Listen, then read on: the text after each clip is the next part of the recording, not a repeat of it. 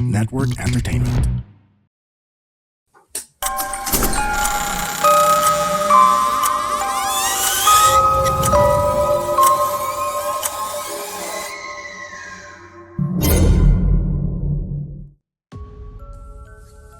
Ayun. Ayan.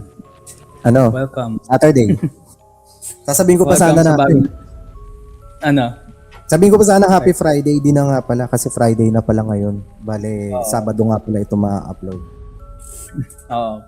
Bale, shoot namin to ngayong Friday night.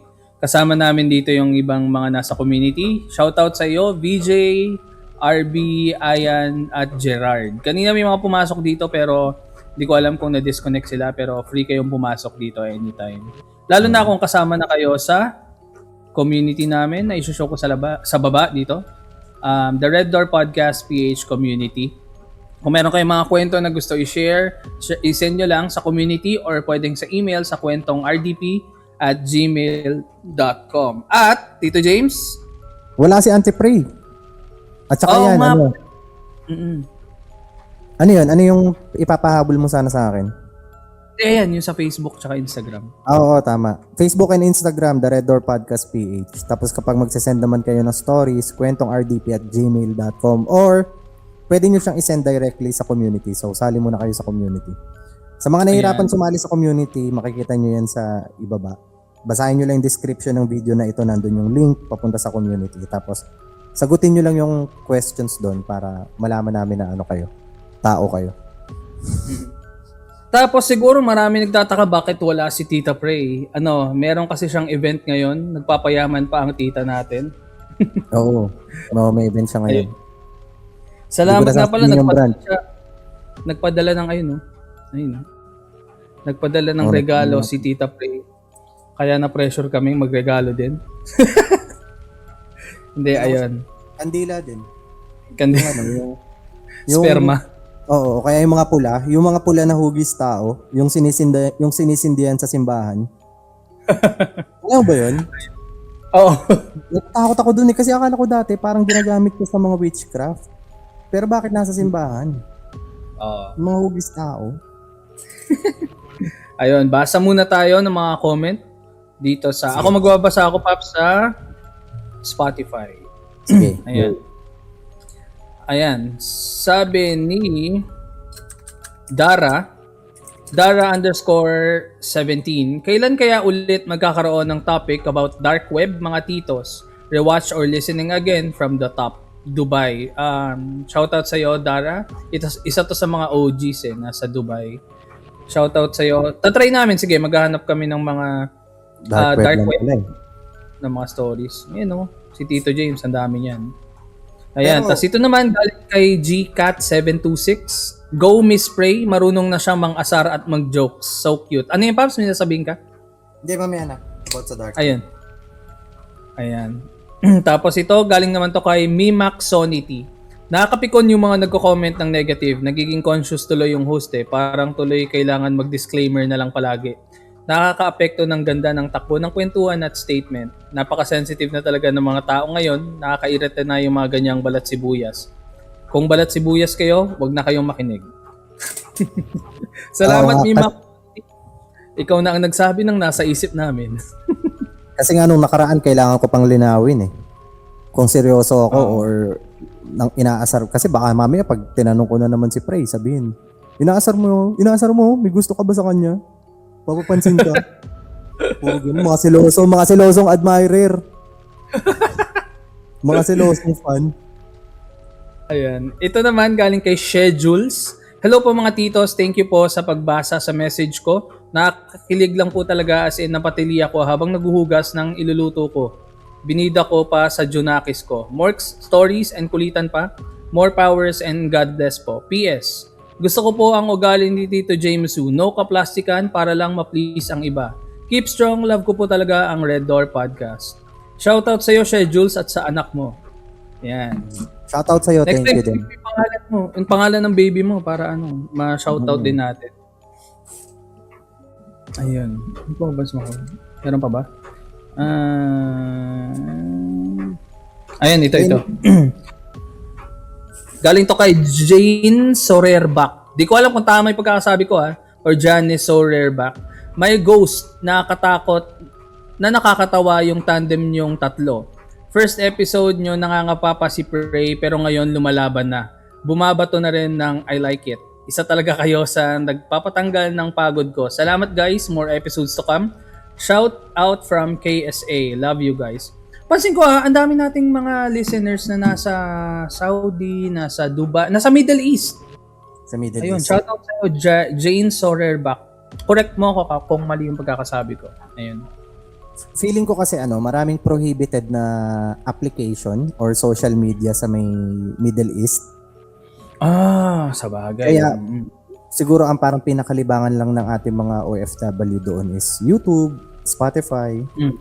Pero yung mga streaming sites, feeling ko prohibited. So yun. Tsaka may mga gusto tayo sa Middle East no? Yung mga pabango. Tsaka mga camel. Ayan, may babasahin ka pa sa YouTube?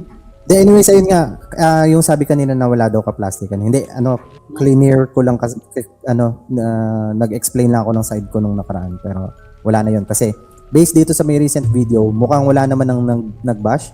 Mukhang natakot sila. Joke lang. Sabi, ito marami nagsabi, Elmer Francisco, M6N, ang ganda naman ni Ate Prey. Pati rin si John Sanity, paganda ng paganda si Prey. Tapos sabi naman ni Zero Wolf 03, ganda ng thumbnail. I like it. Oo, kasi gawa yan ng ating isang member sa community na si VJ. Maraming salamat sa iyo VJ sa paggawa ng si VJ. Cartoonized version namin at yun ang ginamit kong thumbnail. Sabi naman ni Macario Cabanado, ay 3395, ang hirap Ganda ni Prey, hindi pang horror. Ang galing Pops, napansin ko, yung episode ni Prey, pangalawa pa lang yan, no? Tapos sabi niya, paganda ng paganda. Tapos tayo, parang 40 plus episodes na. Walang nagsabi na papugi ng papugi. Nakakatawa. Marlo Perez Philippines, wow, may bago pala. Paganda ng pagandang show. Ito na naman, paganda ng paganda. Keep it up. You are one of the best podcasts I am listening now. Sayang nga Hindi, ito may naiba Paps. Cute Chekay. Hello po mga nagwagwapuhang mga titos at super gandang tita from Norway with love. Thank you so much, Cute Chekay. Tapos ayun, habol ko lang din pala, batiin ko pala yung yung friend ko na nag-birthday nung nakaraan. Si sino yan? Jovi. Happy birthday sa'yo, Jovi. Ayaw niya nang tawagin siyang Jovi. Sa sobrang tagal na namin magkakilala, so nagpalit-palit na siya ng pangalan. Ano na siya ngayon, si Quasi. May page siya sa Facebook, Quasi Films. Kung mahilig kayo sa mga Quasi. comedy skits, yan. Nice! I-like nyo, panoorin nyo yung mga skit nila. Pap, sobrang tagal na namin magkakilala as in. Ano bang Quasi tawag Film? sa Ano bang tawag, Pap, sa Hindi ko siya kababata kasi simula nung pagkabinata ko siya, kasabay lumaki. Anong tawag doon? Kabinata. Nakakabulol no? Kaya hindi ko sinasabi kasi alam kong mabubulol din talaga ako Biruin mo, naging kasama ko pa siya sa clan. Siya pa si Ba't Rain hindi mo Park i-guess doon. yan minsan, no? Oo, no? Tanungin namin. Wag, Marami marami siyang gawa tayo kwento. ng content. Wag, Gawa marami tayo siyang ng content. Tsaka Madaming. marami siyang ikukwento tungkol sa akin na na hindi na dapat malaman ng publiko. Pops, ganyan naman din tayo Siya Nga si pala, Rain Parks sa ating saklan. Sino si? Rain Parks. Nga pala, since nasabi mo birthday, babatiin ko din siya yung may birthday sa atin, si Gerard. Di ba? Birthday niya ngayon. Buong December birthday niya. Happy birthday, Gerard. Maraming salamat sa iyong walang sama support. At saka, Paps, ito nakakatawa. Maisingit ko lang na mabilis. Kasama ko pa siya dati nung umuso yung toko. Isa kasi yan, Paps, sa mga urban legend na hindi masyadong putok dito sa Pilipinas Yung tungkol sa toko. Yung ba yung nagmahal, yung binibenta? Kumalat kasi dati yung balita na yung toko daw, nabibenta ng mahal. Tapos, Para saan nga ba? walang makapagbigay ng enough na explanation kung bakit siya bibili na mahal. May mga sabi-sabi na yung laway daw nun is gagawing gamot sa AIDS. Meron naman nagsasabi na kaya daw naghahanap ng malalaki kasi parang ang pinakahinahanap nun Ayan, na toko. sabi nga ni Ayan. Medyo nawala ata si gamot Tito James Nag-stop ba Ano? si James? Hindi ko alam. Hindi. O baka sa akin lang. Hindi, baka sa'yo lang. Ha? May mga nagsasabi naman daw na Ayan, gagawin nawala. daw. Sa akin na, carrier. nawala si James. Ayun ko, baka internet ko. Ayan, ako ba yung... Ganito, mag-disconnect ka muna, Paps, tapos mag-reconnect ka, itutuloy ko lang yung kwento ko sa may tuko. Sige. Go lang, go. Tapos ganito, may mga nagsasabi naman na yung tuko daw na bibilin, kaya naghahanap ng mga malalaking variant is gagawing carrier ng pinagbabawal na gamot. Which is, iisipin ko, bakit sila ready mag-spend ng worth 1 million para sa 300 grams na tuko? Tapos gagawing carrier. Mas mahal pa yung carrier compared dun sa may dala-dala niya sa loob. Kasi ang tuko daw, dahil ganun yung structure ng balat niya is hindi daw nadedetect sa mga airport, mga ganyan. Well, hindi. Pero nabaliw-baliw din talaga kami dyan, Paps. Biruin mo sa sobrang sa sobrang na-shoot kami dyan sa rabbit hole ng tuko na yan. Umabot sa iguana na yung hinahanap, Paps. Tapos umabot pa kami sa yung iguana na ni Kuya Kim na ginagamit sa Showtime mismo yung binibenta. Nako, Paps. Sobrang haba ng kwento na ito para mapag-usapan. Siguro banggitin ko na lang sa mga susunod. Sobrang haba talaga nito pero ang dami ko talagang experience diyan sa may tuko na yan. Anyways, ayun, proceed Hindi, na siguro. Paps, ikwento mo next time yung tungkol sa tuko na yan. At saka alam mo ito pa, may isa pang talaga yung hindi ko makakalimutan na detail. Merong isang religious group na hindi ko nababanggitin na masyadong sensitive. Wag na. Saka na. Proceed na Off tayo. the record na lang. Off the record. Ayan. Ito, magbabasa na lang tayo. Start na ba tayo? Ay nga pala, before tayo mag-proceed sa mga kwento natin. Shoutout pala sa Cine Geeks Podcast. Meron kaming shoot na episode kasama sila. Kasama namin si nag-shoot kami sa studio. Anong studio 'yan, Tito James? Sa may Studio, nakalimutan ko yung pangalan. Basta sa Makati Basta sa studio. ang kasama natin Cine Geeks PH. Cine Geeks podcast. Kasama din namin si Smash That Screen. Pag nilabas na yung episode, share namin sa inyo kasi masaya. Pinag-usapan namin yung mga best movies namin for 2025 and yung mga worst movies. Ang pinaka-anticipated na mga movies for 2026. Kung mahilig kayo sa mga movies, follow nyo yung Cine Geeks podcast sa Spotify and sa YouTube. Ayan, so start na tayo ng mga kwentuhan natin. So yung unang kwento na babasahin ko ay sinend sa atin sa email natin na kwentong rdp@gmail.com. Yan, ito. Hi mga titos at Ate Prey. Ayaw niyang tawagin na tita si Prey. Paki-hide na lang po ang identity ko. Nangyari po ito last month. Pagkatapos kong mag-shop sa mall. Habang papalabas na ako ng parking, merong isang kotse ang agad nakakuha ng pansin ko. Katabi lang siya ng pinanggalingan ko at sobrang kapal ng alikabok. Parang matagal nang hindi nagagalaw. Na-curious po ako, kaya naisip kong picturean. Pero nung kuha ko pa lang ng unang picture at pagtingin ko sa screen ng phone ko, bigla akong kinilabutan. Parang may mga taong nag-register sa camera. Napasabi talaga ako ng sorry po out of instinct. Pagtingin ko ulit sa mismong kotse, wala naman akong makita dahil sa kapal ng alikabok. Pero doon ko napansin na may krus na nakasulat sa alikabok sa katawan ng sasakyan. Mas lalo akong kinabahan. Tiningnan ko pa ng mabuti ang buong kotse. Flat ang gulong, mukhang matagal nang nakaparada. Doon ko naisip, isa kaya ito sa mga abandoned cars sa mall? Pinakita ko sa asawa ko at sabi niya, pamilyar siya. Alam daw niyang abandoned na ang mga iyon. Ganon din ang kapatid ko. Pareho silang nagsabi na matagal na raw talaga ang kotse doon. Napansin pa ng kapatid ko na wala pang RFID. Ibig sabihin, sobrang tagal na nitong nakatiwangwang. Bihira kasi talaga akong mag-mall kaya hindi ako aware. tinry ko rin ipakita sa isang ka-workmate ko na sinasabing open ang third eye. Hindi pa man niya masyadong tinitingnan ng picture, nangilabot na raw siya. May nakita raw siyang babae sa gitna na may sobrang taas na negative energy. At may mga bata sa magkabilang gilid. Hindi po doon nagtapos. Ilang araw, matapos iyon, napanaginipan ko ang babaeng yon. Nasa kwarto namin siya, nakaupo o nakaluhod sa paanan ng kama. Katabi ko ang bunso naming anak sa kaliwa.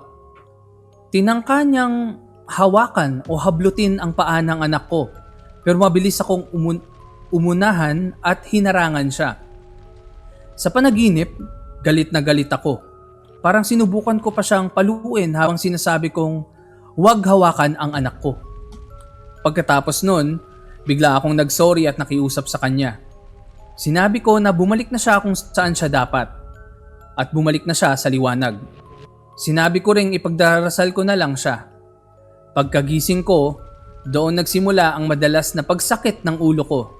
Kaya pinayuhan ako ng asawa at kapatid ko na i-delete na ang picture.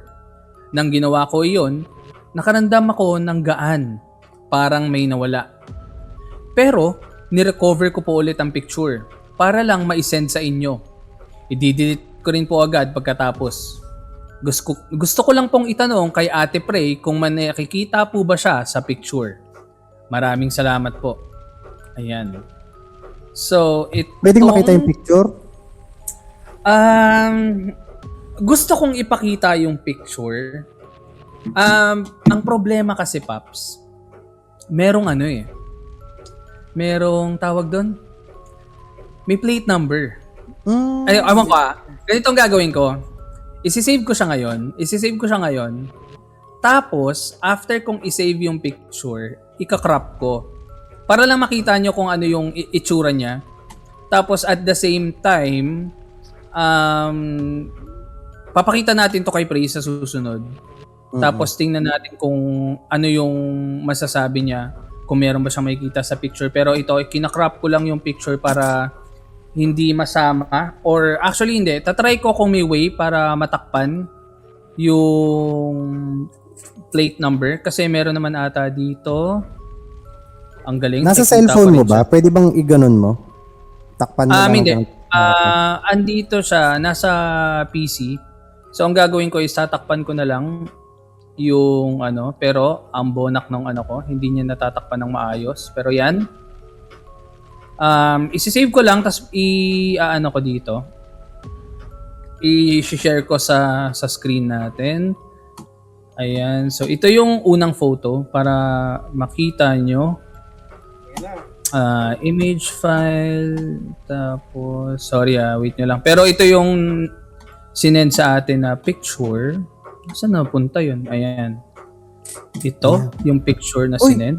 Ayun, buti natakpan. Kinabahan ako. Sabi ko, hindi naman nakakrop. Ayan, ito yung unang picture. Kung mapapansin nyo, yung sinasabi niya na cross. Ayun, may ilaw. May ilaw. Pero yan yung sinasabi niya na cross, na mayroon daw na nakasulat na cross. So, kung papansin niyo medyo kakaiba din naman kung titignan. O baka hindi ko alam kung sino yung nagsulat niyan. Pero ito, yung second na picture naman, ito papakita ko din. Saan daw yan, Paps, na parking? Hindi niya actually nabanggit kung nasaan yung mall. Hindi niya sinabi dun sa pinaka email na sinend niya. Pero ito yung pangalawang picture. Second picture is this. Marami na. Mamaya, may Mamaya, tama ba? May Ito ba yung pangalawa? Yan, ito yung pangalawang photo. Ito ba? Hindi. Ito yung kanina sinend ko, no? Oo, yan yung una. Ay, tapos yung pangalawa ay nasa kabila. Ay, ayan. Ayan, ito siya. Mali. Isa. Yan. Yan. Ito, kung sino man yung meron ditong digital na third eye, kung meron man. Ayan. Paki-comment kung ano yung nakikita nyo. Ito yung unang picture. Ito yung second na picture.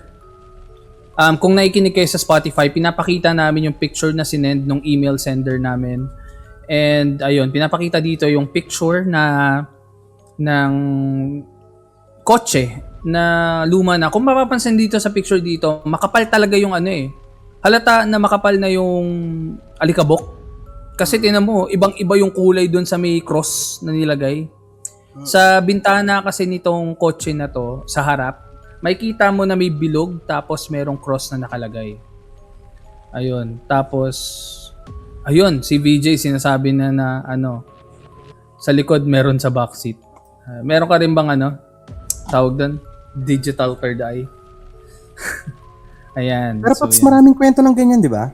Yung mga mga ilang years na hindi nababalikan ng mga sasakyan sa mga parking lot, tapos hindi alam kung ano ba nangyari. Buhay pa ba yung may-ari? Or ano? Pero ang narinig ko na kwento, marami daw niyan sa mga Sugal, sa mga sugal.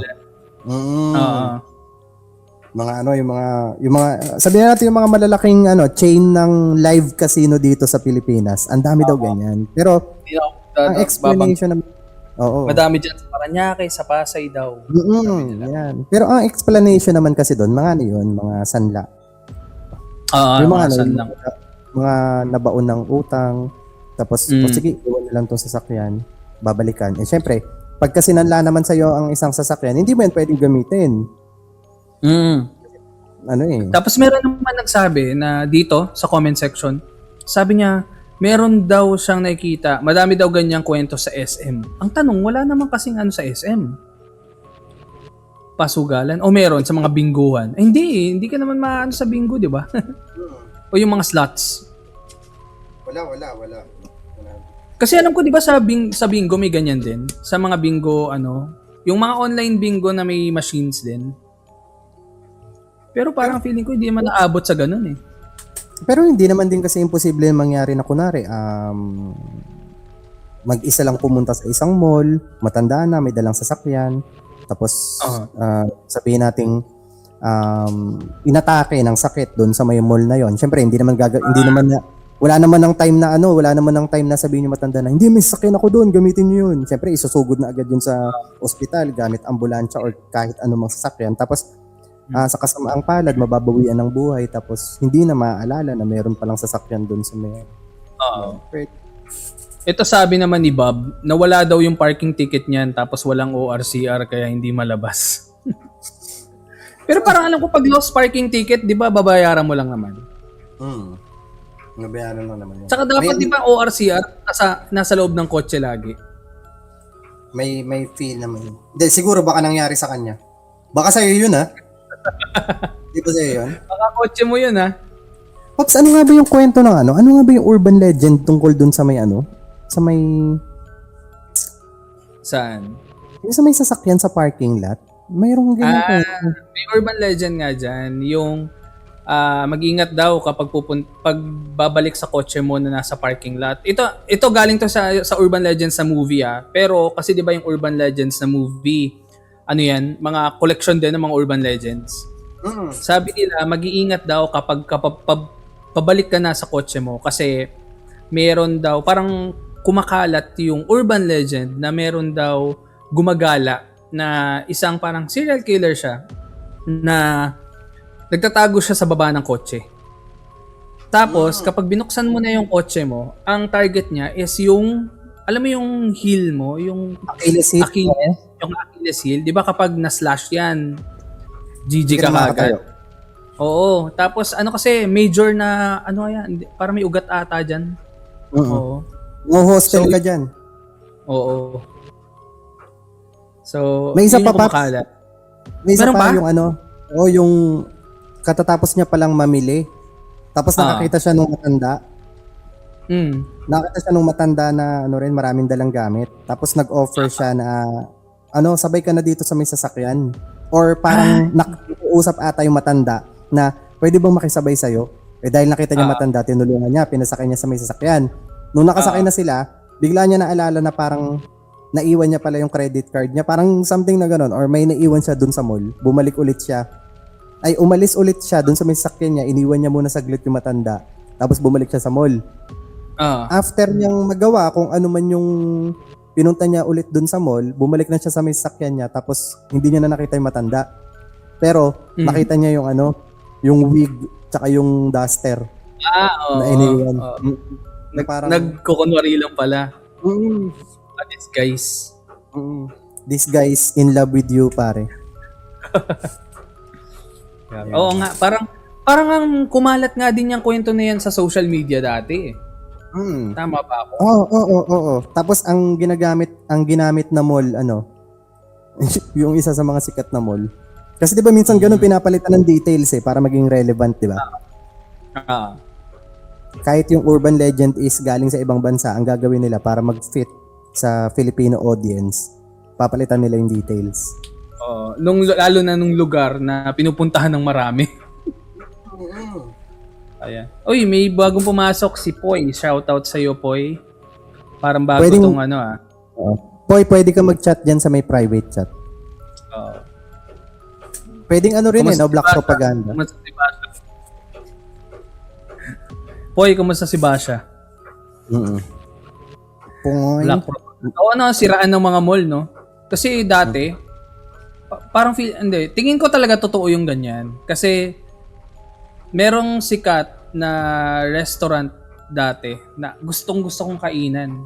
Di ba nauso dati yung mga, di ko kasi masabi yung, basta manok siya. Manok siya, tapos iniihaw siya. Basta nauso yan, galing Iloilo to. Ewan ko kung Iloilo ba? O Bacolod. Basta masarap yung chain na yon. Sumikat yan dito sa Metro Manila. Tapos may isa pa na parang restaurant na parang umusbong. Ang nagustuhan ko doon kasi meron sila nung lechon Cebu. Ang sarap ng lechon Cebu nila doon. Tapos gusto ko din Only Rice din sila kasi itong major restaurant na to, kilala sila sa Only Rice. So, ayun. Nung tumagal, parang may kumalat na kwento na dito daw sa competitor na is merong daw incident na nangyari na may nakita sa pagkain. So parang yun, after nun, napansin ko na nawawala na yung mga branches nung competitor restaurant na yun. Hanggang sa nawala na. Pero sayang, ang sarap doon. Gusto ko doon . So ibig sabihin, ang pinaka-clue dyan, hindi na siya nag-i-exist ngayon. Wala na siyang Wala na. May isa pa ako, Paps pero ito, true, totoong nangyari. True incident. Yung barbecue naman sila. Barbecue sila? Kilala? Oo, maraming branch Hanggang ngayon nag-i-exist Okay. Pero yun nga, yung may mga maggots na yung Pero binak propaganda sila? Hindi, true incident talaga siya. Totoong nangyari. Marami ka makikita mga ganyan sa Reddit. Actually, speaking of, merong isang kilalang brand na meron daw ginagawa. Alam mo yan, siya? Alam mo naman yung alam mo yung kung paano gumawa ng franchise sa isang brand, di ba?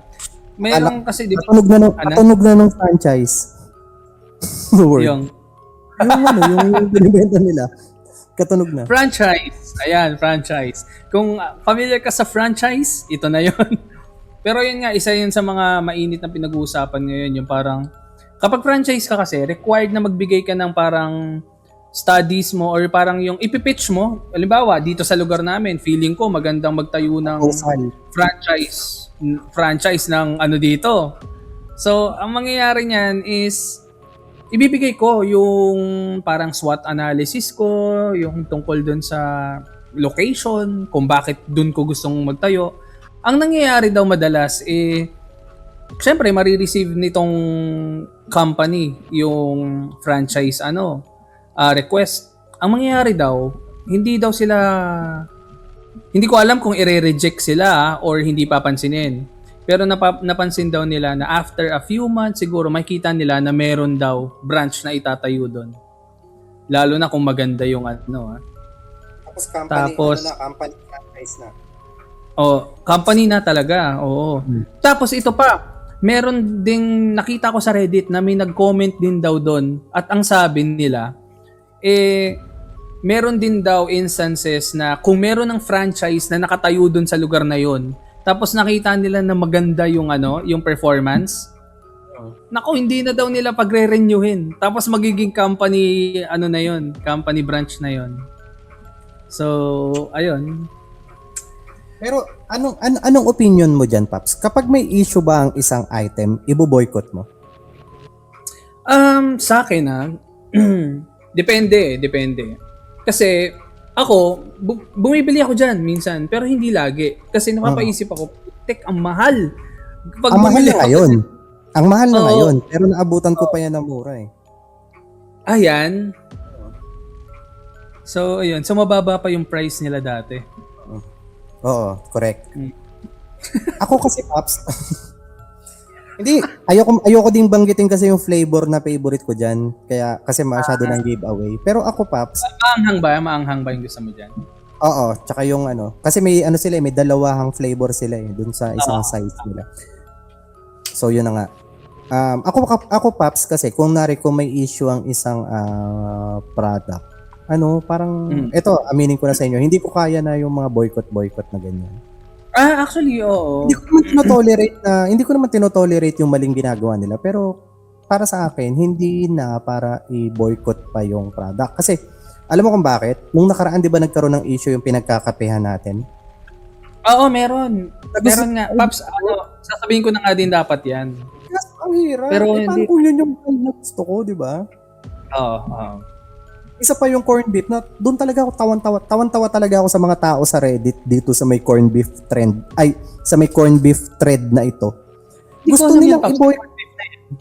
Gusto nilang i-boycott. Gusto nilang i-boycott itong corned beef na to and mag-stick na lang doon sa may corned beef na walang issue. Kasi yung may-ari ng corned beef na to is related sa political eme. Okay. Apolitical ako di ba? Na parang, Ah. na-imagine ko yung mga tao, ang sarap ng corned beef na to. Yung corned Kumbaga- beef ba yan, hindi naman siya delikado kainin. Yan na yun. Puti yung Ang sarap ng corned beef na to. Magtsatsaga ka dito sa may corned beef na parang Sa dilaw na corned beef. exaggerated na to, na parang kahit yung aso hindi yan kakainin. Para lang i-boycott dahil galit kayo dun sa may-ari. Seryoso ba kayo? Nagagawin nyo yun? Ipagpapalit nyo yung comfort nyo dahil lang mag-boycott. Anong mangyari next kung sakali? Anong mangyari next? Binoycott nyo yung corned beef. Kasi Paps, parang feeling ko, mahirap kasi mag-boycott lalo na kung commodity siya na kinokonsume mo na pagkain, let's say pagkain, mahirap eh. Unless ibo-boycott mo siya dahil meron siyang health hazard. Pwede, yun. Yun talaga, Ayan, oo. oh. Kasi dati nagkaroon ng issue yung niyan. Nagkaroon ng issue, Paps, yung isang chocolate brand niyan. Violet ang kulay. Hindi naman naibaon sa limot. Na bury in Oo, the past. hindi naman nabaon sa limot. Kasi naka-recover naman sila ngayon okay na Pero tandang-tanda ko yan, Paps, na naging mura yung na yan. Chocolate na yun. Tapos meron pa nga dati, ano pa ba yun? May iniisip ako eh. Naalala ko na dati pero ayun. Putya, napapahaba yung usapan natin dito. May meron na naman magre-reklamo. So Tito James, may kwento ka ba dyan? Okay lang. Hindi, urban legend naman to eh. Tsaka, Urban legend nga. Sige, ito na. Ang kwento ko ay ito, ayaw niya magpasabi ng pangalan. Sabi niya, "Hi mga titos and Auntie Prey." Oh, siya na mismo nagsabi "Please hide my identity." Ayaw niya kay Prey? Anti-Prey? Oo, ayaw niya ayaw niya magdasal. Auntie Prey. "Please hide my identity. You can call me L. This is my first time na mag-share ng story sa ganitong platform. Sa inyo ko lang ito ibabahagi. Narinig niyo na ba yung sabi-sabi na if you experience near-death or medyo malala na aksidente, it might trigger your sixth sense na ma-open. Dahil lahat tayo meron nun, ngunit hindi lahat ay bukas." Ikaw, Paps, narinig mo na ba yon? Yung kwento na yon? Parang narinig ko nga na parang pag may mga extreme stress kang na experience, doon siya nag-ano. Siguro, Paps, yun yung time na na near-death ka, sinundo ka na, nakita mo na, tapos biglang hindi pa natuloy. Tapos siguro Na Ayaw na na-buyback pumikit. ka tapos naiwan yung skill mo. Oh, yun, correct. Naging passive na. Oo. Hindi mo na kailangan pindot-pindutin. Tapos yun, I'm not sure if yun ang nangyari sa akin. Kasi for some time, nung bata pa ako, may mga experiences na rin ako sa paranormal. Medyo nag-stop yun nung binigyan ako ng mother ko ng pangontra. Not until nung mag-second year, college na ako. I got into an accident. Nabundol ako ng delivery truck. Aray. Aray ko. Nang ma-discharge ako from the hospital, back to school na ako ulit. By the way, paika-ika pa ako maglakad nito dahil magapa ang left foot ko and may malaking wound. Oh my You're gosh. so Konya. You're May so malaking Konyo. wound. Put medicine on that. One time, uwian na. Medyo madilim na rin. Mga 7 p.m. Mga 7 p.m. tapos na ang last subject. Kasabay ko umuwi yung manliligaw ko that time. Nag-abang kami ng bus at sumakay. Nung time na to, ang mga pampasaherong bus pa ay yung mga second hand ata from China. May mga pindutan para pumara pero hindi naman gumagana. Panahong Darna pa si Angel Locsin. Uy, tagal na nito ah. Ay, Hindi Tagal ka na naabutan nito. niya. Grabe. Sino na naabutan mo? Si Jane na? Si Jane. Umuwi kami sa right side ko pag akyat hilera ng driver, medyo dulo. Mga fourth from the last row. Medyo punuan noon sa pagkakatanda ko at yun ang unang nakita ko na available seats. Kaya dun ko pinili umupo. Nasa window side ako. Medyo maingay noon dahil sa pag-uusap ng mga iba pang sakay. Kinakausap ako noon ng kasama ko so nakalingon ako sa kanya sa right side ko. Tanaw ko rin ang seat sa kabilang side. Nasisilip ko sa likod ng batok niya. Sa peripheral vision ko while looking sa kasama ko, nakikita ko ang matandang lalaki na kalbo. Maputi, mukhang Chinese at nakasandong puti. Nakaupo siya sa likod ng seat na kahilera ng seats namin sa kabilang side. Nakikita ko siya na pag hindi ako nakalingon, kakapit siya sa likod ng upuan sa harap niya at isasandal niya doon ang mukha niya at tenga habang nakalingon sa amin at nakangiti. So, ibig sabihin, Malapit no? creepy nun ah. Yung form natin kapag may pinapakinggan sa wall or pinto, yung parang nakadikit daw yung tenga. Pero yung tingin niya nasa amin. Paglilingunin ko siya, babalik siya sa pagkakasandal sa upuan niya at hindi ko na siya matatanaw. Paulit-ulit kami na ganun buong biyahe. Tuwing lilingunin ko siya, aayusin niya upo niya at sasandal sa backseat niya. Sinisiko ko na yung kasama ko. Tinuturo ko yung matanda. Sabi ko sa kanya, parang inoobserbahan kami. Naguguluhan man yung kasama ko, nakikita kong nagtataka siya sa sinasabi ko. Magpapalitan yung tingin niya sa akin at sa pwesto ng matanda, pero wala siyang sinasabi. Hanggang sa bababa na ako, ipinara ako ng kasama ko. Pagtayo ko, nakita ko na. Kami lang pala ang sakay sa likod. Walang matanda sa kabila. Wala rin ang maiingay na nag-uusap-usap sa unahan at likuran namin. Close and open parenthesis, Jigsaw moment. Sinabi niya talaga yun. So, isa siyang fan talaga ng The Red Door Podcast. Nanlamig ako. Parang umakyat sa ulo ko at pakiramdam ko. Nakatayo lahat ng batok ko. Nakatayo lahat ng buhok ko sa ulo at sa batok sa sobrang shock. At para rin akong may iyak. Inalalayan ako ng kasama kong bumaba. Tinatanong ko sa kanya, nasaan ang iba pang sakay at yung matanda. Doon niya sinabi sa akin na kanina pa daw siya naguguluhan. Kasi wala namang matanda sa kabilang seat at akala niya gusto ko lang humiwalay sa ibang sakay kaya medyo likod ang inupuan ko. Medyo conscious po kasi ako that time dahil paika-ika ako maglakad kasi masakit pa ako dahil sa pamamaga because of that accident. Dito ko na muna tatapusin mga pareng titos and kwento ko at masyado ng mahaba. Pag nabasa ito, sunod kong isisend ang nangyari naman sa akin sa isang CR sa sinehan sa isang sikat na mall sa Quezon City. few months after pa rin ng aksidente ko. Salamat sa pakikinig. Wala pa itong TRD PPH nung una ko kayong mapakinggan. Topic nyo noon yung sa iceberg ng mga horror movies. Naway dumami kaming tagapakinig ninyo. God bless you both. Legit to, Paps. Legit talaga siya kasi alam niya eh. Alam niya na yung napag-usapan yung iceberg chart of horror movies is doon pa sa may channel mo at hindi pa dito sa may Hindi pa TRTP page. Hindi pa. Enak pa lang yun. Enak. Oh, and guess what? Yun yung yun yung umpisa kasi yung episode na pinag-usapan namin yun yung time na nag-guest ako kay Tito Ian sa podcast ni Tito Ian. And the rest is history.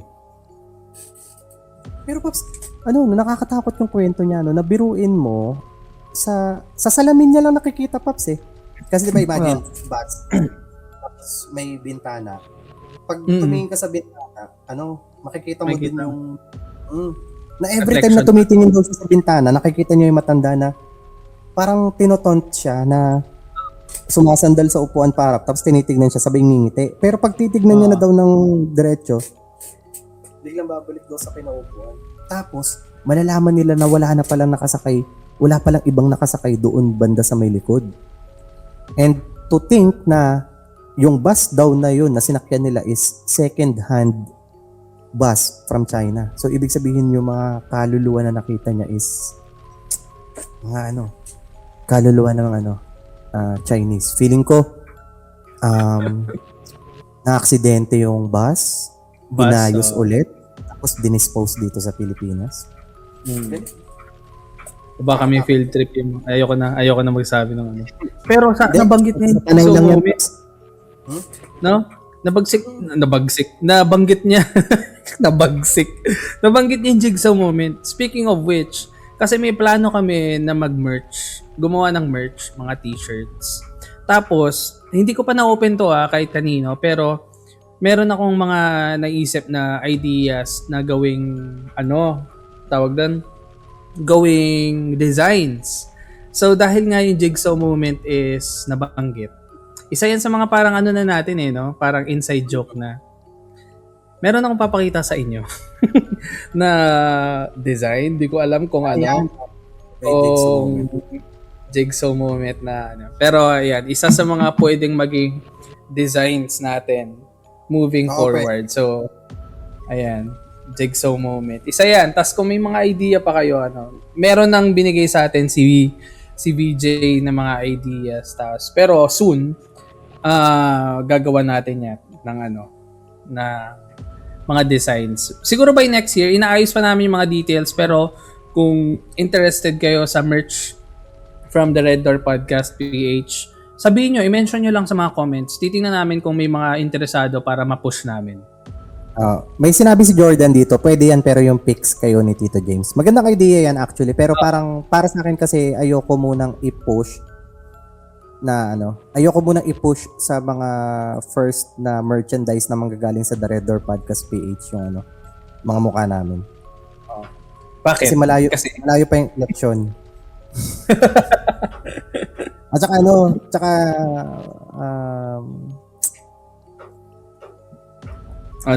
sa akin lang to parang kasi okay, hindi ayoko lang yung mukha talaga, as in yung mukha talaga.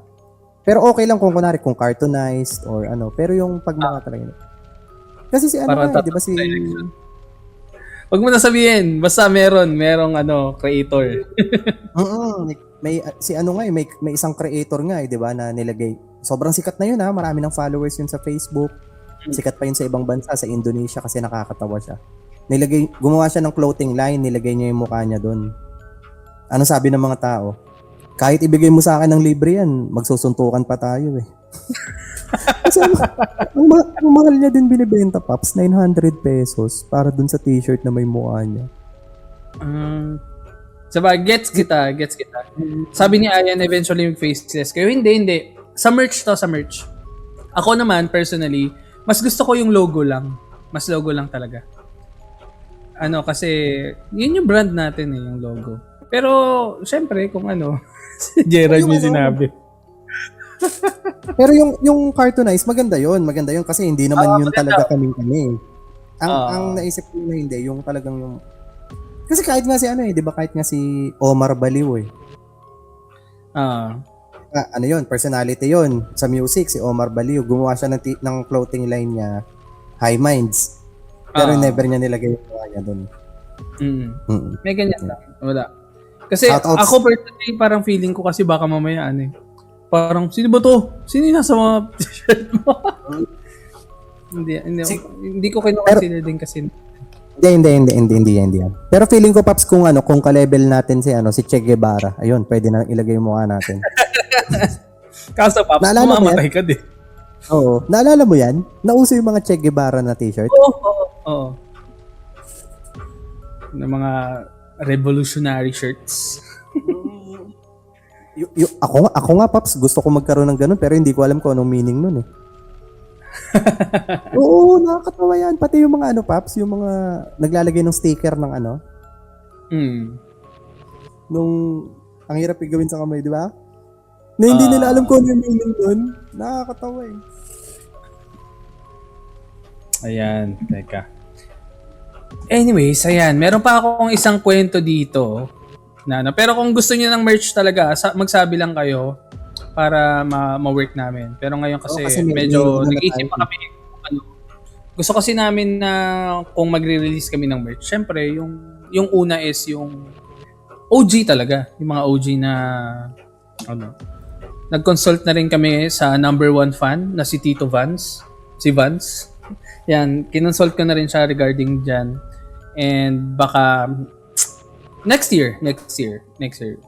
Depende na rin sa kung sino yung may gusto, tsaka sa maraming bagay. Pero kung maglalabas kami ng merch, hindi naman imposibleng mangyari. Pero sa tamang panahon. Ayan. So ito, yung babasahin kong kwento ay galing ulit to sa email sa kwentongrdp@gmail.com. Galing na naman ito sa dating nag-send na rin ng kwento. So ito, basahin na natin. Hi titos and tita.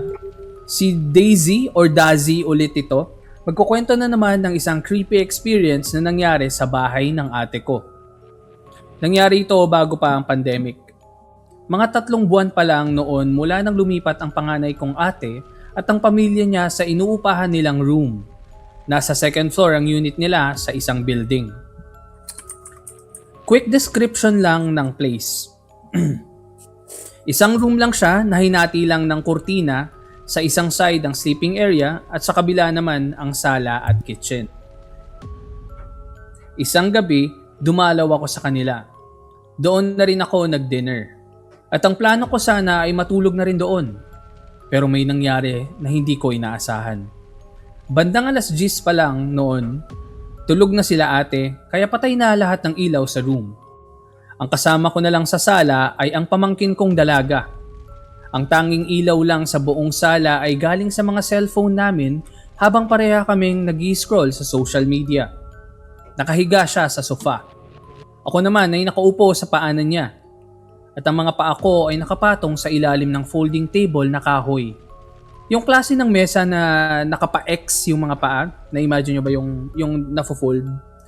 Nakahiga siya sa sofa. Ako naman ay nakaupo sa paanan niya. Habang tahimik ang paligid, bigla akong nagulat. May dumaan na mabalahibo sa ilalim ng mga paa ko. Sa sobrang gulat ko, napatadyak ako. Napaisip ako, wala namang alagang hayop ang ate ko at sigurado rin akong hindi daga yon. Agad akong tumayo at binuksan ang ilaw para silipin ang ilalim ng mesa. Walang kahit ano. Tinuwanan pa ako ng pamangkin ko at tinanong kung ano raw ba ang ginagawa ko. Medyo nahiya ako, kaya ang sinabi ko na lang, pwede bang buksan muna natin yung ilaw? Pero, pina-off niya rin agad dahil inaantok na raw siya. Kaya pinatay ko ulit ang ilaw at bumalik ako sa dating pwesto. At dito na nagsimula ang talagang nakakatakot. Makalipas lang ang ilang minuto, bigla kong naramdaman may humaplos na maliit na kamay sa binti ko. Hindi ako nakasigaw, parang nanigas ang buong katawan ko. Tumayo ulit ako at binuksan ng ilaw. Sabay silip sa ilalim ng mesa. Wala pa rin. Wala pa rin talaga. Nainis na ang pamangkin ko at tinanong kung ano raw ba ang problema ko. Hindi na ako nag-explain. Nagpaalam na lang ako na uuwi na. Pinatay ko ang ilaw, binuksan ng pinto at umalis kagad. Kinabukasan, bumalik ako at tinanong ang ate ko ng diretso. May mumu ba dito sa inyo? Bigla siyang kinilabutan. Pinakwento niya muna sa akin na nangyari bago siya nagsabi na may kwento rin daw ang katabing room. May mga nakakita raw ng maliit na tao na nagpapakita sa floor na yon. Doon na kami parehong natahimik. At doon ko naisip, baka hindi guni-guni ang naramdaman ko noong gabing yon. Maraming salamat po titos and tita sa pagbasa ng story ko. Waiting pa rin po akong mabasa ninyo ang first entry ko. Napakinggan ko na lahat ng episodes ninyo. Actually, tinatype ko ito ngayon sa office kasi antok na ako. Magpapadala pa po ako ng stories kapag inaantok ulit. I love you so much titos and tita. Sana everyday may bagong episode, pero syempre pahinga rin po kayo. Huwag puro trabaho. More power po sa podcast ninyo. Maraming salamat Daisy. Hindi ko mahanap kung ano yung kwento mo. Sabi ko pa naman nag-send na siya ng kwento dati. Pero sige. Daisy, if ever, send mo ulit. Tapos basahin ko next episode. Ayun. Salamat Daisy sa kwento mo ha. Ang dami talaga. Ayun. Pero kung hospital yan, maliliit na tao. Ano kaya Oo yun? nga no? Mga bata. Ang sabi kasi dito, maliliit na tao. Hindi kaya bata kaya ang tinutukoy dito? Pwede. Mga bata. Hindi, kasi kung tinutukoy niya duwende, sasabihin niya naman duwende. Hindi niya naman sasabihin na maliliit na tao. Naalala ko pala, Paps, yung episode natin together with Cine Geeks PH. Di ba? Nakakatawa yung moment doon na napag-usapan niyo yung Sinners. Sinners, yan. Tapos hindi ko pa siya napapanood. Kaya pinanood ko agad pag-uwi. Hindi naman agad-agad, pero pinanood ko siya. Kasi based nga doon sa kwento niyo, maganda. Maganda nga, kaso nakikita ko nga doon sa mga comments ng mga tao na ang boring.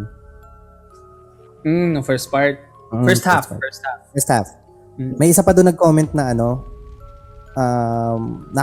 nakakatawa daw yung part na hindi daw makapasok yung mga vampire na parang nangangaroling lang, nangingi ng permiso. Ako, nagtaka din ako diyan. Pero kasi ugali ko minsan na kapag nanonood ako ng isang horror movie, after ko mapanood yung isang horror movie, nagdi-deep dive ako sa pag-research about dun sa may movie na yun. Yan. Tinitingnan ko bawat details, gano'n. Ano to? Yun? Ha? Hindi, di ba parang vampire sila, di ba? Oo, Hindi mo vampire ba sila. alam yung lore ng Yun vampire nga, na hindi oo. siya pwedeng pumasok hanggat hindi sila i-invite? Doon ko nalaman na mismong si Bram Stoker ang nag-imply nung rule na yun. Na ang vampire pala, sila, dahil ang bahay ng isang family o bahay ng isang tao ay tinuturing na sanctuary, kailangan manghingi ng permiso ng isang vampire bago siya makapasok sa loob ng bahay. Oo, tama. Kasi mga evil spirits sila or mga demon sila eh. Hindi sila yung diretso lang, yung parang pero sa case kasi yan yung isa sa mga nagustuhan ko kasi ginamit nila yung classic na idea na hindi pwedeng pumasok sa bahay ng kung kani-kanino lang yung mga vampires unless i-invite mo sila papasok. Na parang classic yan tapos Pero ang daming meme ang daming mga videos, mga reels na lumabas na ginagaya yung ganong instance na parang baka pwedeng pumasok dyan tapos bakit kita papasukin? Parang ayaw nila dahil dun sa movie na yan. Pero ewan ko lang, Paps, baka na-mislead lang dahil sa idea ni Dracula. Kasi si Dracula ang pinaka-highest form, di ba? Pero sa mga pelikula ba ng Dracula, humihingi pa rin siya ng permiso o kaya niyang pumasok? Hindi, Paps. Ang Dracula kasi alam ko, si Bram Stoker, di ba kasi ang kwento niya nasa bahay niya na? So wala siyang walang mga eksena sa Dracula na na nang i-invade siya ng ibang bahay para makakagat ng leeg. Hindi ko yung Nosferatu, napanood mo na? Bago, luma? Yung bago. Hindi ko pa natapos. Kasi alam ko, pumasok din siya sa bahay ng babae, di ba? Pero may invitation. Na naganap. Hindi ko maalala kung meron o wala. 12 baka yun.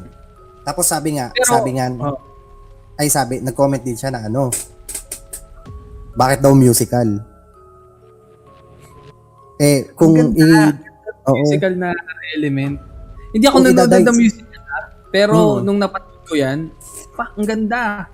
Hindi kasi siya basta yung musical na parang masaya-saya lang. Hindi parang ang angas nga ng ng soundtrack nun eh. At saka ang laki ng role ng music doon sa may storytelling. Sobrang laki ng role. Yes. Mm-mm. Na Pap, di ba nag-deep dive ka? Nag-deep dive ka, di ba? Meron ako nabasa dyan, na kwento daw talaga yan nung musician na binenta yung soul niya sa Oo. Kaya nga wala siyang reflection sa salamin eh. Oh, ang ganda niyan, yung mga small details na yan. Kinikilabutan ako. Yan, yung mga ganda. yung dulong siya? yung dulo, musician talaga yun eh, yung gumanap. Oh, yung siya matanda. talaga. Oo. Tapos Ang ganda. ano pa yung end credits? Habang pinakita Yung sa bata, siya tumutugtog ng gitara. Hindi, Ay, may isa pa. yung Oo. Tapos Oo, tumingin siya sa taas, di ba? Oo. Kasi nilook up niya yung demon. Oo. Ang ganda na yung mga small details na yun. Kasi yung tatay niyang pastor, pinapapili siya. It's either Oo. devoted ka kay God or itutuloy mo yung music mo. Yung music na blues. Music is for the devil. Oo. Ang ganda. Pero ano nangyari? Pinakita na matanda na siya, nagtutuloy pa rin siya may music. Tapos Oo. wala pa siyang reflection sa salamin. Oo. Ang ganda na parang... Yung iba kasi, Anyways. hindi ako dati. Normally, kung hindi ko siya pinanood, kasi nung time na yan, na ano talaga ako na curious talaga ako. Kasi sabi nila ang ganda daw. So ako, pinanood ko siya na ine-expect ko na meron akong inaantay. Medyo mahaba talaga. Ito, aminin ko, heads up lang sa mga manonood. Yung Sinners is, yung first half niya, storytelling talaga. Binibuild up yung mga characters, pinapakita kung sino sila, kung bakit sila ganun. Pero, pag andun ka na talaga sa second half, lalo na kapag nangyari na yung, yung anong scene yun? May tawag ako dati sa scene na yan eh, yung parang, ang ganda. Surreal scene sa isang movie. Oo. Surreal. Yung may music na parang hypnotic shit na na pinagsama yung past, pupuntang future. Oo yan, Gerard, tama yung nag-merge yung eras. Ang ganda na merge yung eras, lumabas si Taylor Swift eh. Oo. Eras tour. Lumabas nga si Hailey Steinfeld eh. Oo, sabi niya. Kumanta ng rock bottom eh. Hindi, yun, ni rock bottom siya. Yun, ni rock bottom din siya. At saka doon mo makikita, kasi yung setting kasi nung Sinners is 1939, which is ang mga black people is mostly mga slaves. Doon mo din ang ganda rin Paps nung reference doon pagdating sa N-word eh. Oo. Sila pwede magtawagan. Kasi hindi yun racist na word para sa kanila. Pero nung kapag iba yung iba, parang derogatory siya. Kaya anong ginawa, 'di ba? Yung leader ng Ku Klux Klan. Oo.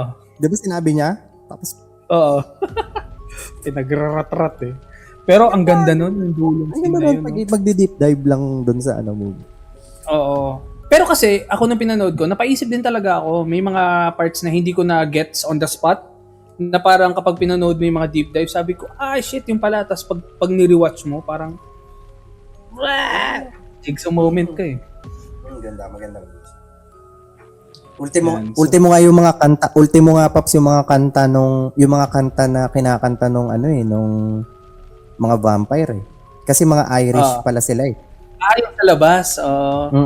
May may significance yung mga kanta nila. May significance din sa story yung mga kanta nila. Basta ang galing lang. Anyways, kung di nyo pa napapanood yung Sinners, panoorin nyo. Nasa HBO Max yan. HBO Max, baka naman. HBO Max, baka naman. Anyways, ito na ang aking susunod na kwento na may title na Kasama sa Bahay. Year 2015, nung nagpagawa ang mama ko ng bahay sa isang village sa Cavite. Napapalibutan ang village na yon ng sakahan at nasa liblib na lugar. Ayon sa mga dating nagsasaka doon, yung village daw namin ay dating kakahuyan lamang. Doon ay nagpagawa si mama ng 3-story house sa dulo ng village na yon. Wala pa halos bahay sa parte kung saan siya nagpagawa, kung kaya't tahimik at madilim sa parte namin. December noon nang mapagpasyahan nila mama na tulugan na ang bahay. Hindi pa tapos ang second floor noon at wala pa mga bintana. At dahil unang bahay iyon na kanilang pinagawa ay sinama kami nila mama. 8 years old ako noon. Mahilig magbasa ng mga libro kung kaya't ako ang huling natutulog sa kanila. Malamok noon at madilim dahil nga walang bintana at wala pang kuryente. Based sa mga nababasa ko, Paps, parang hindi daw goods na tirahan ng isang bahay na hindi pa nabe-bless. Hindi, yun nga naman yung sinasabi. Kasi kapag may mga nangyayari na weird sa bahay, yun yung unang tinatanong pinabless nyo na ba yung bahay niya yan? Yun. Pati yung nangyari dito sa may Lipa Massacre. Kaya ang dami Pinabless nagsasabi na, hindi pa tapos yung bahay. Nandun na sila nakatira Kaya nga nagbalik abroad yung lalaki kasi hindi pa tapos yung bahay. Kailangan pa nila ng funds. Kaya sabi nung iba, sa mga ayon sa mga boomer ng Facebook, hindi kasi talaga dapat tinitira ng isang bahay hanggat di pa nabe-bless. May mangyaring di maganda. Anyways, ito. Nagbabasa ako noon nang biglang may tumakbo sa harap namin, tila isang anino ng bata. At dahil sa curiosity ko ay binaba ko ang aking libro at tinignan ang mga kapatid ko na natutulog na sa aking tabi. Nagbabaka sakaling isa sa mga kapatid ko ang tumakbo, ngunit mahimbing silang natutulog kasama ng aking tita. Kinabahan ako ngunit pinagsawalang bahala ko na lamang iyon at inisip na baka guni-guni ko lamang ang batang tumakbo at napagpasyan ko na matulog na lang din. Fast forward, taon ng 2016, tapos na ang 3-story house na pinatayo nila mama. At kahit wala pang pintura ito at hindi pa tapos ang rooftop ay tinirhan na namin ito dahil nga nangungupahan lamang kami. Maayos naman ang mga unang buwan namin sa bahay. Masaya dahil may sarili na rin kaming bahay na tinitirhan. Ngunit hindi rin nagtagal iyon para sa akin. Isang araw, Sabado noon at kami lang ng tita ko nakapapanganak ang natira sa bahay. Nasa second floor kami at binabantayan ng baby niya. Naihi ako at nagpaalam na bababa muna sa first floor upang umihi. Pagkapasok ko ay agad kong tinanggal ang aking shorts at dahil nahihirapan ako ay tumungo ako upang mas madali ko itong matanggal. Nang nasa bandang paahan ko na ang aking shorts ay umayos na ako ng tayo. Ngunit nang pagtapat ko sa salamin ng aming sink ay tila na-stuck ako sa aking posisyon at hindi makagalaw. Dahil sa aking pagsulyap sa aking refleksyon sa salamin ay may isang tila ba babae na nanlilisik ang mata at nakasuot ng pang sinaunang damit tapos nakabelo. Kayaman Social, nakabelo. Ang lahat ng damit niya ay kulay itim at ang kanyang kamay ay tila ba napakarumi. Ang kanyang labi ay kasing itim na ng kanyang suot at pula ang mata niya na nakatingin sa akin. Ilang minuto din akong na-stuck sa pagkakatayo na parabang na-paralyze ako. Hindi ko magalaw ang aking kamay at paa. Nakatingin lamang ako sa salamin at sa babaeng nasa likuran ko. Na magkaroon ako ng ulirat, agad-agad kong sinuot ang shorts ko at agad na tumakbo ng napakabilis sa aking tiyahin na nasa second floor. Hindi ko sinabi sa kanya ang aking karanasan at binaon na lamang sa limot. Hindi natapos doon ang aking karanasan. Gabi-gabi tuwing umaalis ang aking magulang ng madaling araw upang magtinda sa palengke ay kami-kami na lang ang naiiwan. At pagpatak ng 1:00 ng madaling araw ay makakarinig ako ng mga naglalakad sa aming hagdan. Pagbukas ng aming gate at pagtunog ng tila mga nahuhulog na gamit sa first floor ng aming bahay.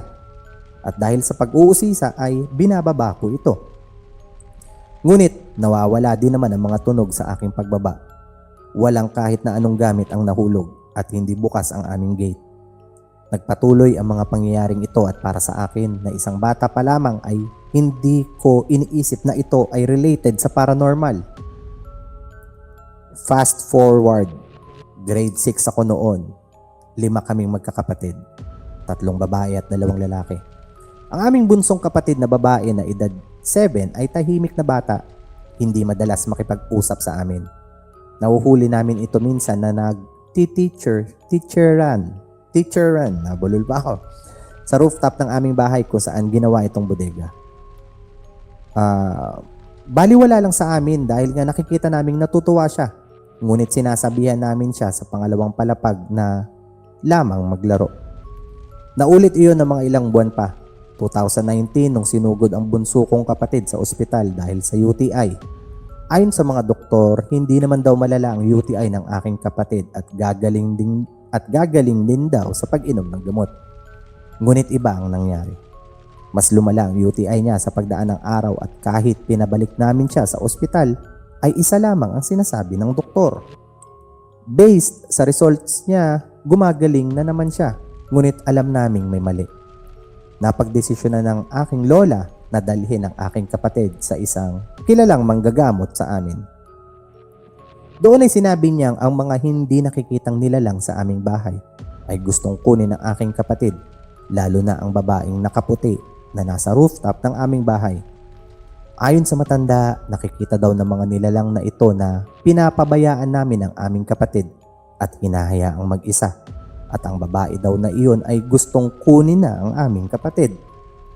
Bigla na lamang daw umiyak ang bunso kong kapatid at itinuro sa salamin sa bahay ng matandang manggagamot.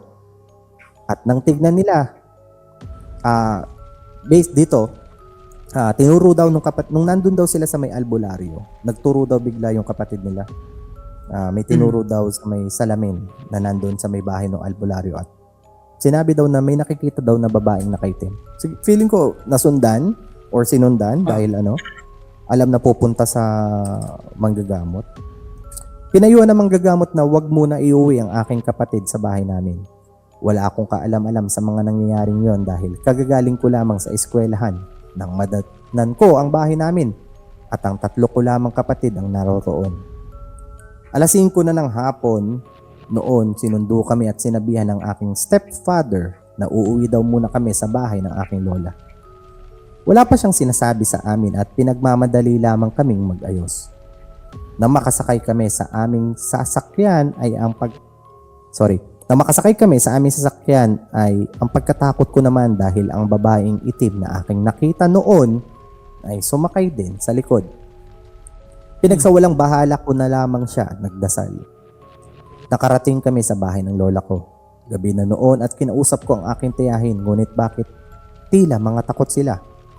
Nang ikwento sa akin ng aking tiyahin na nagpaalbularyo nga sila at may nakita daw ng mga elemento sa aming bahay, agad akong kinabahan.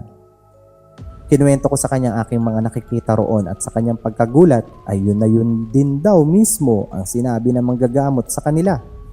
So same sila na mga nakita. Based dun sa kwento niya na nakita niyang babae nung siya ay nag-CR, ilang years nang nakakalipas, may nakita siyang babaeng nakaitim. Based daw dun sa may manggagamot, yun din daw pala yung babaeng gustong kumuha dun sa may kapatid nilang babae. Ang bata sa hagdan, ang matandang lalaki at ang babae sa rooftop ng aming bahay. So ano to, Paps? Naka-premium. Yung bahay nila is premium. Medyo combo-combo ang kanilang nararanasan dito. Sinabi ko din sa kanya na ang babaeng itim ay sumama sa amin at ilang minuto lamang ang kapatid kong babaeng bunso ay nag-iiyak-iyak ulit. Akala namin ay dahil lamang may sumasakit na naman sa kanya. Ngunit ikinuwento niya na nakita niya na daw na nakatayo sa gate ng bahay ng aking lola ang isang babae na puro itim lamang.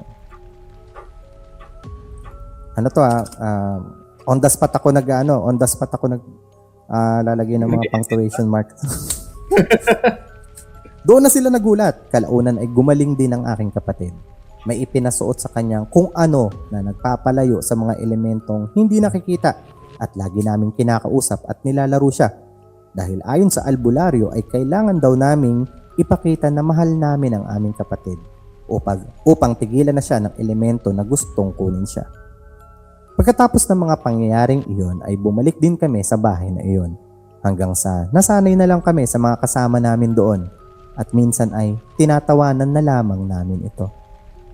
Ito yung mga malupit, no? Yung parang ito yung mga maganda Matagal sa na ano. naka-premium yan, Paps, pag ganyan. Oh, Matagal na Yung parang- naka-premium sa akin. yung parang ay may dumaan. Bahala ka diyan. Sige, daan lang kayo diyan. Uy, may babaeng nakaitim na nakalambitin. Uy, nandiyan na naman siya. Tapos balik lang sila sa normal na gawain. Yung tipong, Mi- uy parang tanga naman to.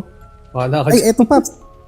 Sakto, ginagawa natin ng senaryo. Meron siyang kinuwento dito. Sabi niya, minsan nga ay nagluluto ako sa first floor nang biglang bumaba ang mama ko at tinanong kung ako daw ba ang tumawa sa kanila at nang paprank. Ngunit tinignan ko lamang siya nang naguguluhan at kinuwento niya na pinapagalitan niya ang aking kapatid nang biglang may nagsabi ng, ayun, buti nga, ha ha ha ha. May nagsabi daw ng ganun, Paps. May nagsabi daw ng ganun sa likod ng pinto namin. Tapos at nang kanyang tignan ay wala namang tao. Tinanong niya din ang aking kapatid kung narinig niya ito at sabi ng kapatid niya ay narinig niya nga daw. Nasanay na lamang kami sa ganoon. Minsan ay nagpaparamdam sila. Ang pinaka-recent na paramdam na mga kasama namin sa bahay ay nung nanonood ang kapatid ko sa first floor. Madaling araw na daw noon at nang kanyang tignan ang hagdanan ay may nakita siyang bata na nakatingin sa kanya. Kalahati lamang ng katawan nito ang kita at matagal pa daw siya nakipagtitigan noon. At dahil nga nasa taas ang mga kasama niya noon sa bahay, ay kumari pa siya ng takbo at dinaanan pa ang batang nasa harapan niya. Okay. So maraming salamat sa nag-send ng kwento. Sobrang parang premium yung Pinapasabi ba niya yung experience. pangalan niya? Hindi. Ah, hindi. Sobrang premium yung naranasan yung experience dyan. Wait lang titinan ko kung sinabi niya rin ba nabanggitin yung pangalan. Pero parang based dun sa may kwento niya, Paps, never niya nabanggit na pinabless nila yung bahay. Ano ba kasi, nasanay na lang? Na parang, ayan, Na parang- sanay na. May bayad ba kapag ganun? Hindi ko alam eh. Oo, no? Ay, hindi, sinend to, Paps, may pa pala siya, may disclaimer pa pala siya. This is based on true story ko mismo at sa karanasan ng pamilya ko sa mga kasama namin sa bahay. Sinend ni Cristel I.C. Calipus. Ay, gagi! Bawal. Sinabi ko yung name niya, ang title pala ng email niya is pa-hide po ng name.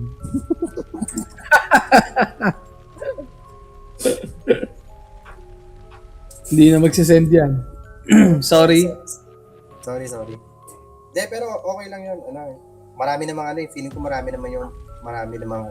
marami namang nag-i-exist na Cristel. Pero at least binigyan niyo tayo ng disclaimer na uy, yan, mga tito, totoo yung kwento ko baka sabihin niyo, na naman yan. Work of fiction lang. Pero yun nga, payo ko lang sa'yo, Cristel, siguro maganda ipa-bless nyo na yung bahay nyo bago pa may mangyaring hindi maganda. Kasi hindi natin pwede sabihin na nasasanay na lang kayo na ganun na parang nagpaparamdam, panaka-naka, pero paano kung Dumating sa point na lumala. dumating sa point na makapanakit na sila. Di ba?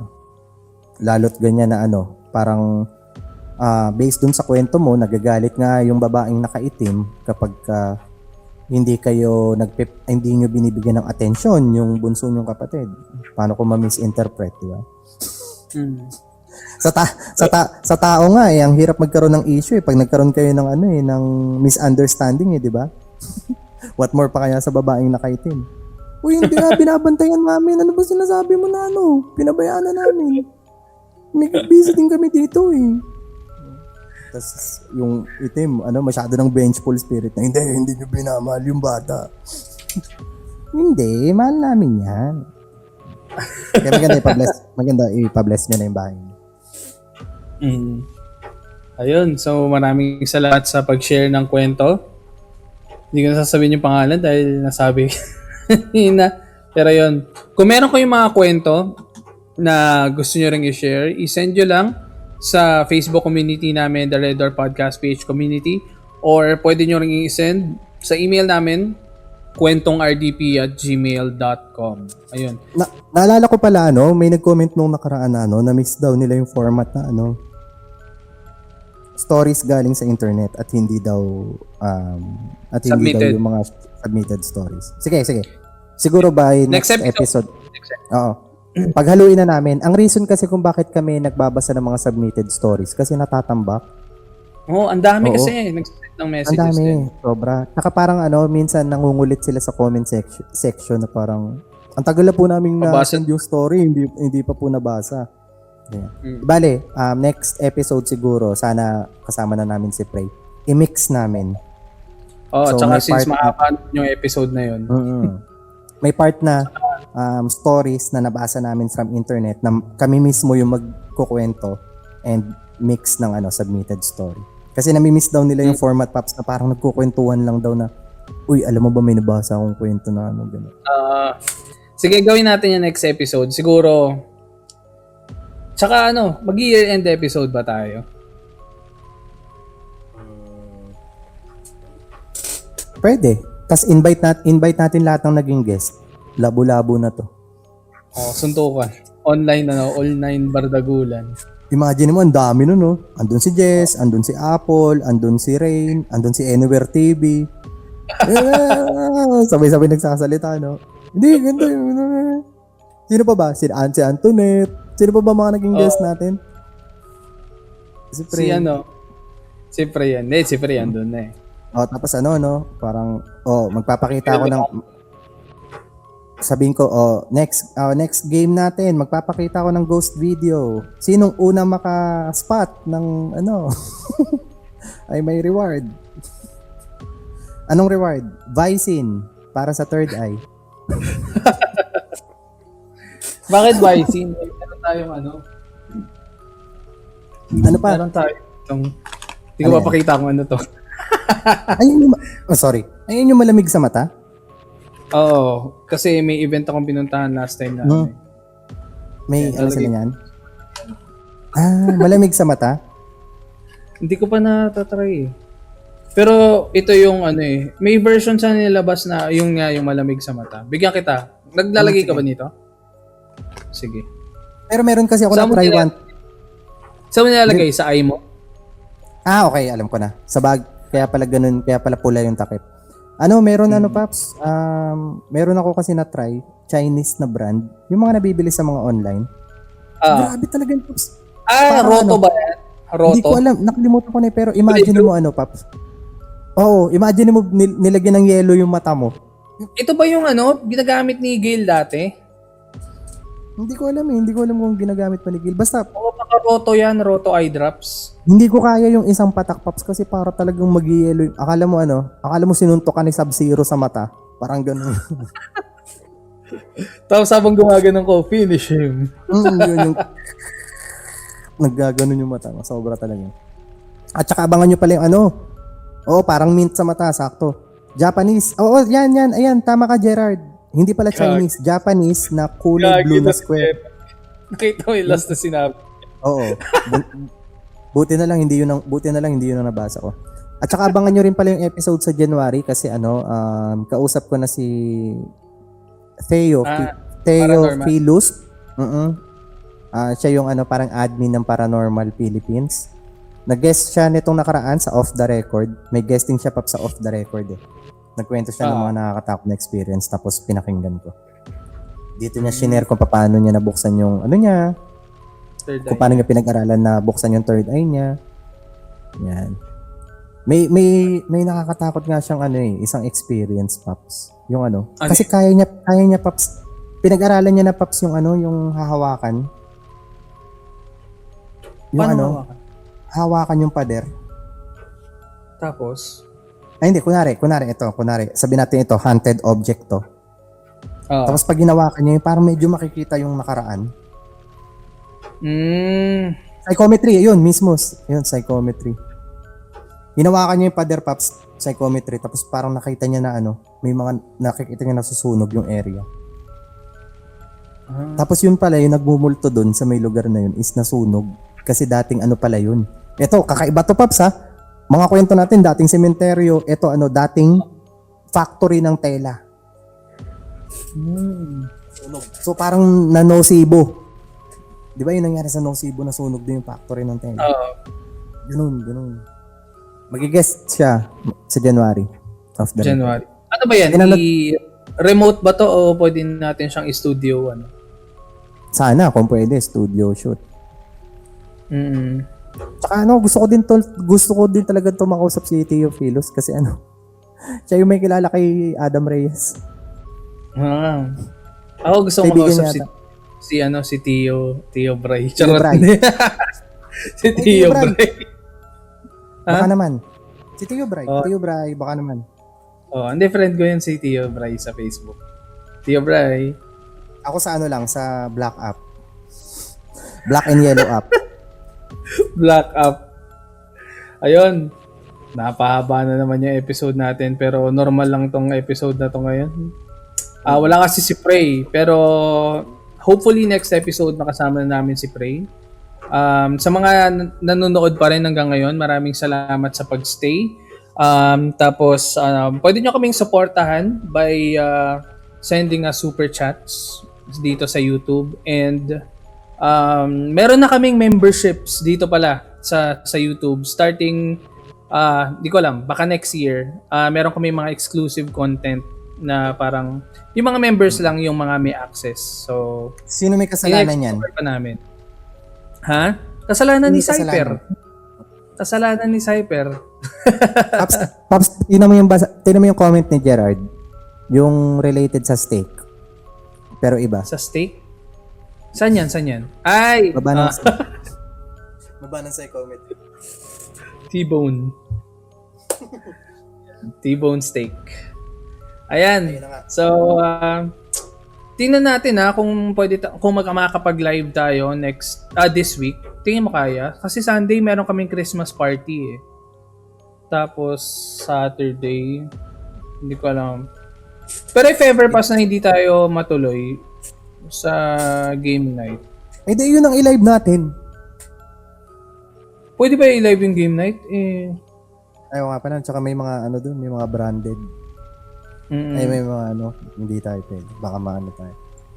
Maeklabot. Anyway. Premium episode idea. Pwede naman, pwede. Pwede natin i-arrange yan. May mga contact naman tayo dyan. Ayan. Sabi ni Gerard, premium episode idea, VMX stars na may paranormal encounters. Ibang klaseng multo yan.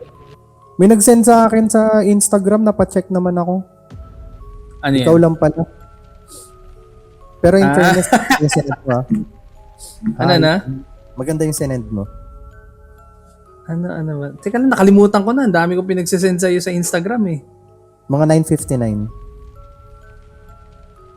Teka, titingnan ko. 9:59. Okay. Ayun, sige. Guess natin si... Nako, VJ, kung ako sa'yo, sabihin mo na. Sabihan mo na, para ano. Ako kasi yung mga nakakausap ko sa VMX, mga new waves na. Yung mga bago na. Ay, yun yung yung mga sinasabi. Buti na lang pala dyan si BJ, no? Oo. Trend niya pala yun, eh. Oo, sabihan mo na. Ayun, so mukhang dito na matatapos ang episode 3 natin ng The Red Door Podcast PH. Maraming salamat sa mga nanonood pa. At saka kung meron man nag-send ng super chat sa episode nito, maraming salamat. At iso-shoutout ka namin next episode. At sa mga nanonood, maraming salamat. Again, my name is Tito Ian Lee. Follow me sa social media. Tito Ian Lee sa lahat. Ikaw naman, Tito James? Ako naman si Tito James Zoo. Tito James Zoo din sa lahat. At kami ang The Red Door Podcast PH. Bye, Bye, guys. Bye.